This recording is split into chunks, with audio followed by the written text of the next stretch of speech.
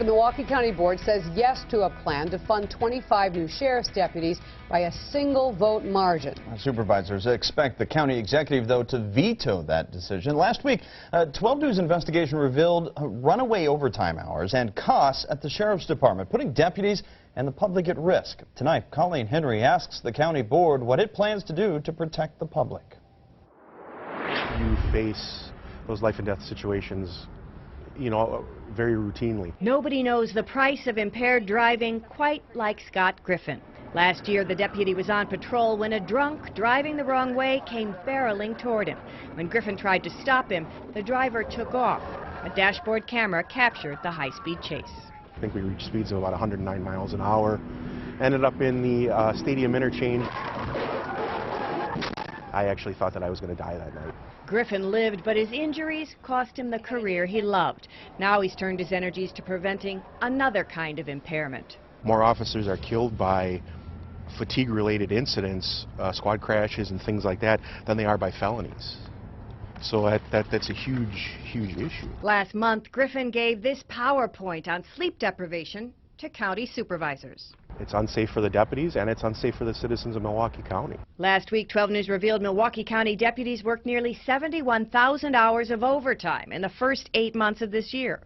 Some deputies worked a frightening number. Deputy 231 clocked 1,074 hours, Deputy 33 1,100 hours, and Deputy 214 a whopping 1,301 hours of OT. That's 38 hours a week, nearly double time for 34 weeks straight.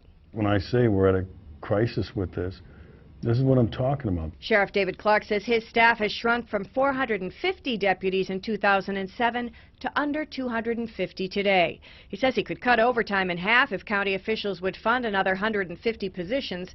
So far, they've refused.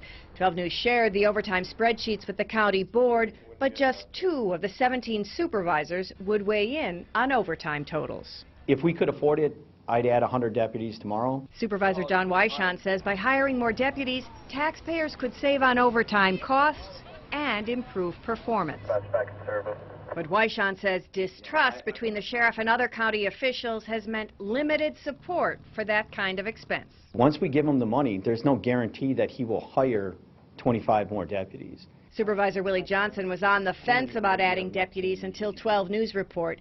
He likes the idea of limiting the hours of overtime deputies can work, as the Albuquerque Police Department does.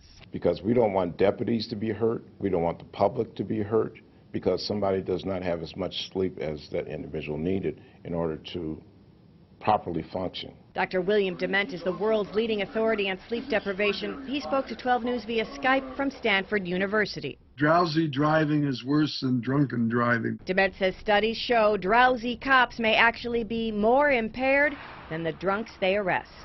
Deputy Griffin knows the dangers of impaired drivers. That's why he plans to keep the pressure on county officials to protect his fellow deputies and the community. It's only going to take one bad decision. One bad decision, one squad crash, or one bad decision, and the lid is really going to be blown off.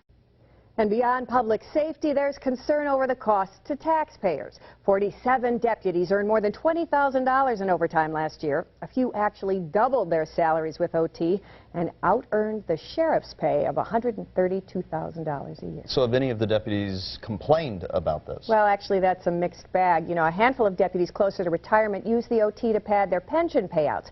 Younger deputies are ordered to work OT, but they don't get the pension benefit because their contract has changed. So some love the OT, most hate it. And the deputies union says the only solution is more deputies, that current levels of mandatory overtime could be unsafe and unfairly interfere with deputies' home lives, Craig. All right, well, so looking forward, we really just need to pay attention to see what happens during the next contract negotiation. All right, thanks, Colleen.